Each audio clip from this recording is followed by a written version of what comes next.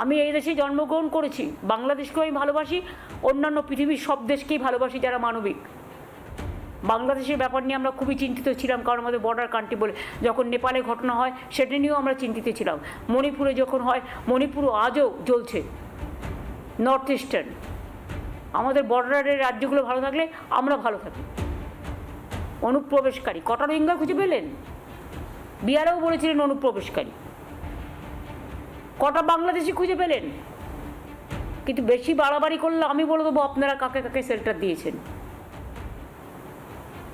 আমার মুখ বেশি খুলতে দেবেন না। মণিশঙ্কর বাবু শুধু অনুপ্রবেশকারী আর বাংলাদেশি পাওয়া যাচ্ছে তাই নয়, জঙ্গি অনুপ্রবেশকারী বাংলাদেশি পাওয়া যাচ্ছে যাদের পাকিস্তান থেকে ট্রেনিং হয়ে এসেছে। 30 সেকেন্ড ওপেনিং রিমার্ক মণিশঙ্কর বাবু।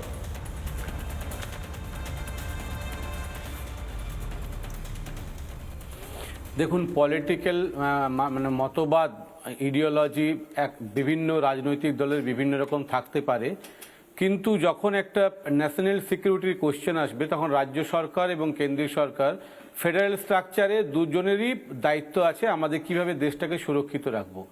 এখন কথাটা হচ্ছে যে প্রথম থেকে গতকালও যেভাবে আমরা দেখছিলাম যে রিপাবলিক বাংলা তুমি সঞ্চালনা করছিলে জঙ্গিদের কোথায় কোথায় ঘাঁটি, তাতে মনে হচ্ছিল যে তোমরাই সব দিকে বেশি ভালো করে জানো যে জঙ্গিরা কোথায় কোথায় থাকে। আসলে কি হয় জানো তো, মানে যেটা নিয়ে দিল্লি পুলিশের ইনফরমেশন নিশ্চয়ই জড়িত আছে, এটা প্রশ্নটা কিন্তু আসবে। দিল্লি পুলিশের ইনফরমেশন যেটা রাজ্য পুলিশের কাছে নেই। আসলে আমাকে কেন ইন্টারাপ্ট করছো তুমি? 30 সেকেন্ড সবাইকে আনইন্টারাপ্টেড বললে। বলুন স্যার। আরে ইনফরমেশন ঠিক আছে, ইনফরমেশন তো রিপাবলিক বাংলাকেই দেবে না, এটা তো সেন্ট্রাল গভর্নমেন্টের এনআইএ কে দেওয়া উচিত ছিল। তাহলে আমি চলে যাচ্ছি, আমার যদি হয়ে গেছে।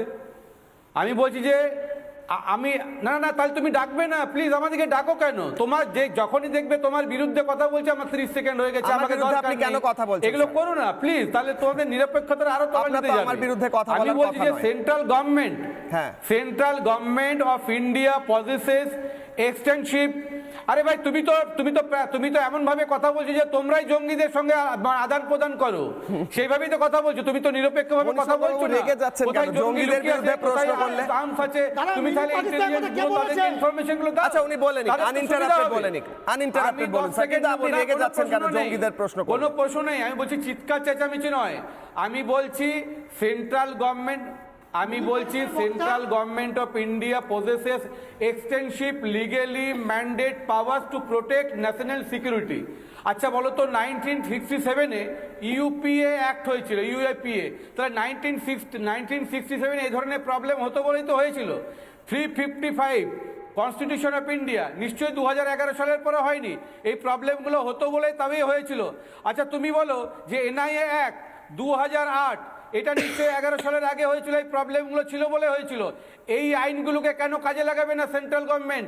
আমি ধরে নিলাম এখানকার তৃণমূল কংগ্রেস জঙ্গিদেরকে শেল্টার দেয়, তাহলে এই যে লগুলো আছে এই লগুলো দিয়ে এই এজেন্সিগুলোকে দিয়ে এই রাজ্যে তাহলে 355 কেন করছে না?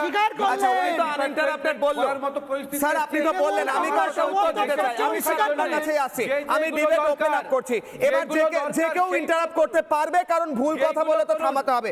মণিশঙ্কর বাবু, যেগুলো করা বন্দে মাতরম দিয়ে দেশবাসীকে উদ্বুদ্ধ করত, সেই রাজ্যের মুখ্যমন্ত্রী জয় বাংলাকে দিয়ে পাকিস্তানিদের উদ্বুদ্ধ করছে। এখানেই প্রমাণিত জয় বাংলা কোথাকার স্লোগান, আইনগুলোকে ইমপ্লিমেন্টেশন জয় বাংলা কোথাকার স্লোগান। আমি আসছি স্যার। অজয় মুখার্জি স্যার, আমার প্রশ্ন হচ্ছে, উনি বলছেন এনআইএ কেন অ্যাক্ট ব্যবহার করা হচ্ছে না?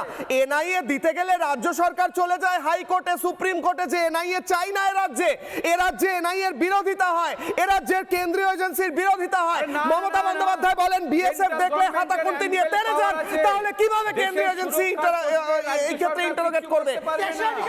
3 ডিসেম্বর 2016 এক মিনিট মণিশঙ্কর দা, 3 ডিসেম্বর আপনার লাইন আসছে, 3 ডিসেম্বর 2016 হাওড়ায় যখন দ্বিতীয় সেতুতে, হাওড়ার দ্বিতীয় সেতুতে আর্মি যখন লুটপাট করছে, 3 ডিসেম্বর 2016 আপনার মুখ্যমন্ত্রী কি বলেছিল? আপনি হাওড়া নিয়ে আছেন কুয়োর ব্যাঙের মতো। আবার করবেন? হাওড়া নিয়ে কথা বলবো না, হাতিয়াড়া নিয়ে কথা বলবো না। আমি আসছি স্যার, মণিশঙ্কর বাবু আসছি, শাখারা বাবু আসছি। নানা ধরনের কন্টেন্ট দেখার জন্য লাইক করুন, শেয়ার করুন আমাদের ফেসবুক পেজ, সাবস্ক্রাইব করুন আমাদের ইউটিউব চ্যানেল। পাশাপাশি অন্যান্য ব্রেকিং নিউজের জন্য অবশ্যই চোখ রাখুন রিপাবলিক বাংলায়।